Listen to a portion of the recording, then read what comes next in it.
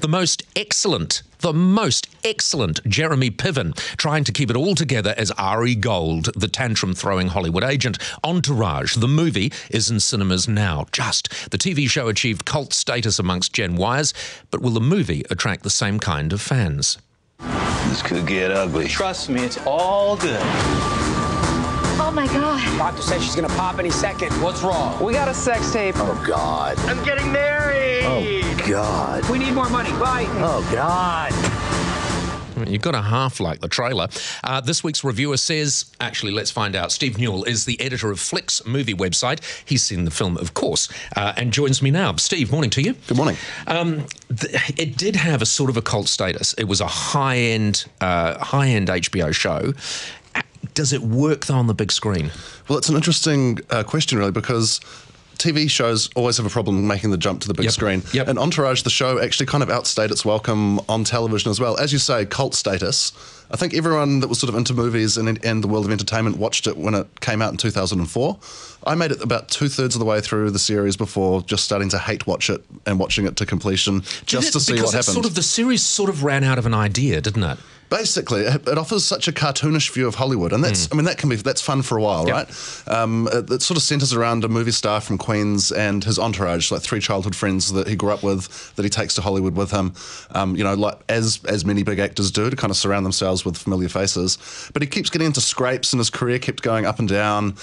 He kept sleeping with actually a huge variety of beautiful women. That's terrible. What a bad life. You'd think that alone would sustain a series. But one of the problems with the show was that it was kind of a gentle satire of Hollywood, and it sort of didn't know whether it was poking fun at it or really wanting to be it. And it sort of worked on TV in that fashion. But there's something kind of funny about a movie based on a TV show about the movies when it got just a few things not quite right about Hollywood, or, I mean, even the way that they portrayed films within the TV show. You'd see the movies that Vinny Chase was making, they'd show the trailers for the film, they'd make fake trailers for the TV show. It didn't quite gel. So is it a complete yarn? Is the movie a complete yarn? I think it's, as much as anything else, it's like it's a reunion and a sayonara to the fans that liked Entourage. It arrives too late. The show wrapped up a few years ago. And really the film should have arrived within 12 to 18 months. The actors wrangled for too long about how much they were going to get paid, which in itself is kind of representative of their TV show. The real film was happening actually while it was being made. Basically, And I don't know, on the big screen, it just feels like you're watching a slightly bigger television show. And I mean, obviously it's the fans of Entourage that are going to want to go and see it. Will they be disappointed? No, I don't think so. I think if you were excited about the show right through to the end, you'll like it.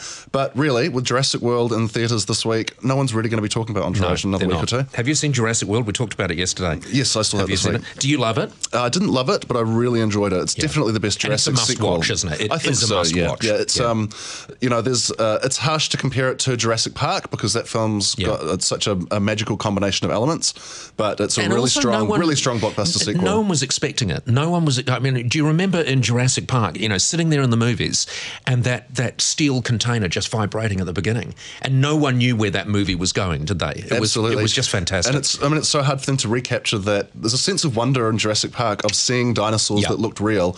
Whereas, you know, now almost 20 years later, it's just really commonplace to have great effects and stuff. All right, so new release Entourage is it's not a must-see.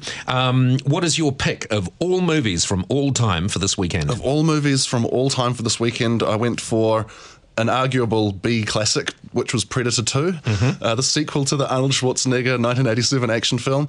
I was reminded of it in a scene in Jurassic World. Jurassic World has lots of shots and sequences that harken back to Jurassic Park, but there's one that just really reminded me of Predator 2, and it reminded me I've got to check that movie out this weekend. It's a scene where they corner the Predator in a warehouse. Gary Busey, the amazingly crazy Gary Busey, is leading a team of US special agents. Oh, God, I know what you're going to say. They're trying to capture the Predator. They think they know what to do, and there's a sequence in Jurassic World that's so similar to it. You're watching, they're watching in a controller and monitors of all their team members, and just watching the cameras go blank one by one by one, and it's that sort of egotism Yeah, just there's was very something familiar. wonderful, isn't there, about watching a group of people who've so woefully underestimated what they're up against, and they absolutely. just sort of go for it and just they're picked off. Okay, very quickly, let's have a look at the box office. So that's Predator 2, and you don't have to have seen Predator 1 to enjoy I don't think the so. original. I don't think so. No. They were going to get Arnie back to do the sequel. He Wasn't wanted more money, necessary, and yeah. they just kind of made a Predator movie in the city instead of the jungle. All right, top 5 at the box office right at the moment. Let's walk through them. At number 1, San Andreas, awful movie by all accounts. What do you think? I think it's. I mean, it's going to get knocked out by Jurassic World in a heartbeat. It is just the latest special effects extravaganza, and it's going to be topped by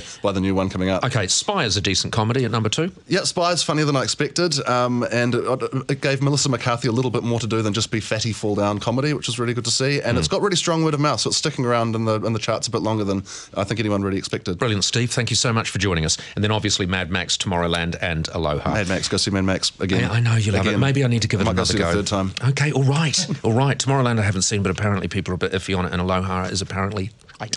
Entourage didn't even crack the top 5, by the way. Ah, so you that see, tells you something. see. God. All right, Steve Newell, Flicks editor, thank you for joining us.